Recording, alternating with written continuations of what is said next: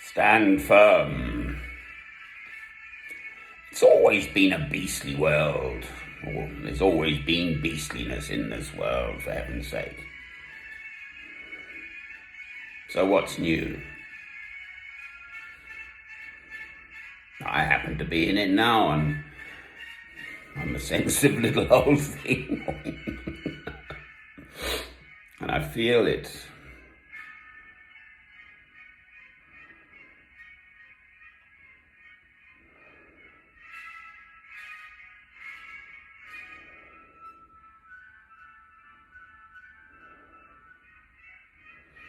Blessedly, there is faith, hope, and love.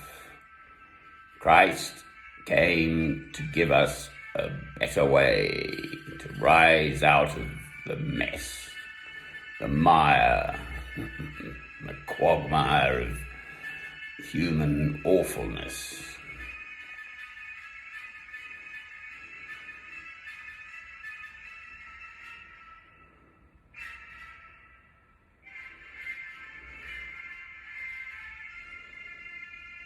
I don't do what has been done by Beethoven. So to me, as anyone who's ever watched any of my films must know by now, I love Beethoven, the music of Beethoven. He was a bit of a cantankerous old fellow, especially as he got older and more deaf, actually. But as far as I'm concerned, there is no other music to even begin to hold a candle to what he created. There's a whole camp who thinks Bach's pretty marvelous, and so Mozart and whatever. But whatsoever, to me it's the most beautiful music, for whatever reason, quite inexplicable actually in some ways. I just find his music beautiful. And this in particular is the 7th Symphony conducted by Herbert von Karajan, who was a particularly good exponent of Beethoven. I'm afraid I don't know the orchestra at the moment. Berlin Philharmonic, possibly. And it's just so joyous. Well, I'm inclined to get a bit bogged down with all the awfulness in this world. So it's uplifting. Never mind the weather. It's sort of hasn't actually thundered, but we've had pretty heavy rain through the night here in Ingerland, Harpenden, Hertfordshire, where hurricanes hardly ever happen. I listened to this very good religious affairs program on Radio 4 on Sunday morning from 7:10 till 3 minutes to 8 for the weather comes in, and the chap was Edward Sturton today, and he's just a very good journalist and goes around various issues of a religious and spiritual nature.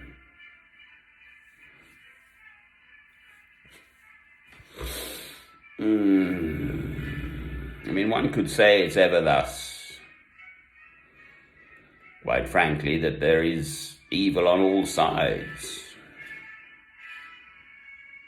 The monstrous, huge scandal is still there extant in the world of this Roman Catholic sexual abuse of people by priests, basically. People one should be able to put trust in, not to do that sort of thing. And then the monstrous cover-up by the big organized church, the Roman Catholics. And it's rumbling on. Ireland had it. Australia, I think there was a bishop or even a cardinal finally got at by the secular world. I think that's right.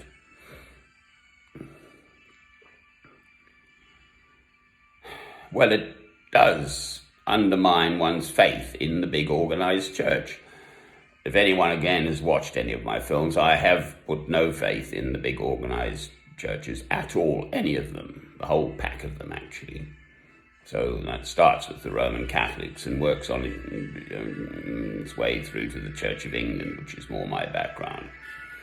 As far as I'm concerned, they're evil, all of them, the whole pack of them, in abusing God's word brought to us through Christ for their own human ends.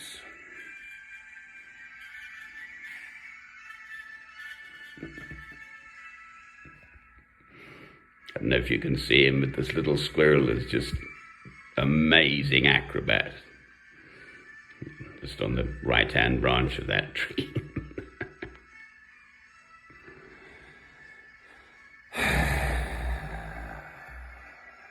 Well, it does weigh you down. That awful man in America is still holding on to the bitter end, denying everything. The West manufactures and sells the arms that the rest of the world uses.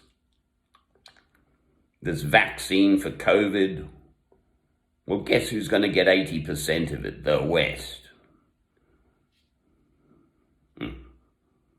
The wealthy, materially wealthy, spiritually, utterly impoverished West. And one could just go on and on. They interviewed a lady there was that huge bomb in Beirut just very recently.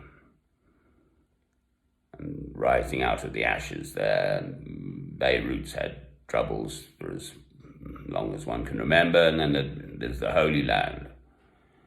And that's still bubbling away.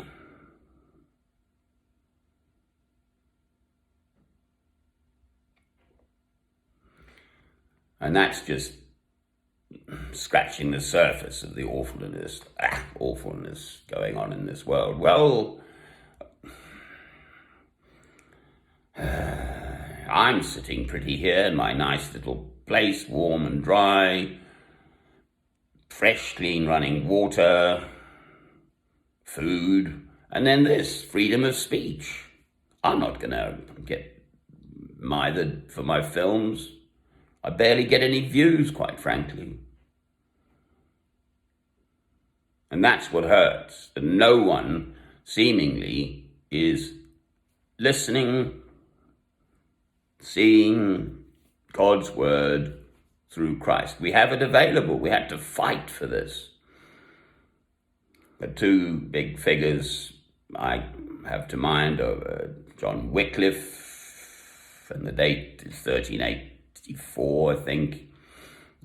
Is particularly pertinent, and then William Tyndale, and he's 1535, I think, to bring God's word to the ordinary people out of the original, well, the Vulgate, the Latin, and so on. So the word, God's word, is now available to anyone who cares to open an ordinary Bible in, quite frankly, whatever language you wish it to be in. But then again, there's something that they call it the 4/10 of the world's population in the sort of middle Far East who are denied access to sort of Christianity in any kind of normal, Western normal way, a church and going to the... Actually, they were discussing this whole COVID thing as well, that you can't go and worship in a church, and there's some priest who's opening his church today, and breaking the law. Well, the law says, who says Tesco's is open? I live here just by St Albans. That's why I'm here, because of St Alban, who was martyred, etc., etc. Tesco's remained open, little Tesco's. There's a huge, great cathedral. What's more important? Your daily food or God's word? God utterly says, through Christ, man shall not live by bread alone, but every word that comes from the mouth of God. So people are denied spiritual comfort whilst being able to go and shop in Tesco's. Ha! Brilliant. Lebanon, I did wander off. The Holy Land, Syria, Yemen. It goes on and on and on. Man's inhumanity to man. With love in your heart, you cannot kill. Every single hair on the head of your fellow man is precious and special. If they strike you on one cheek, give unto them the other cheek. If we all did that, if we all did what Alban did, St. Alban, refused to kill, knowing he'd be martyred, well, it would sort of pale into insignificance if we all just stood up for Christ. So, that's the best I can do, to stand firm. It seems to me I've tried to be in other countries and do stuff. All around the world, I've tried. Truly. I'm 64 years old, for heaven's sake. I am not a child. And all around me I perceive the world, but I perceive it as a Christian. And it's false. And the end times will come. I think this COVID business is part of that. Sort of softening up the world to, quite frankly, mankind is not the big cheese and in control of everything. God is the boss. And if COVID-19 doesn't get us, there'll be further troubles.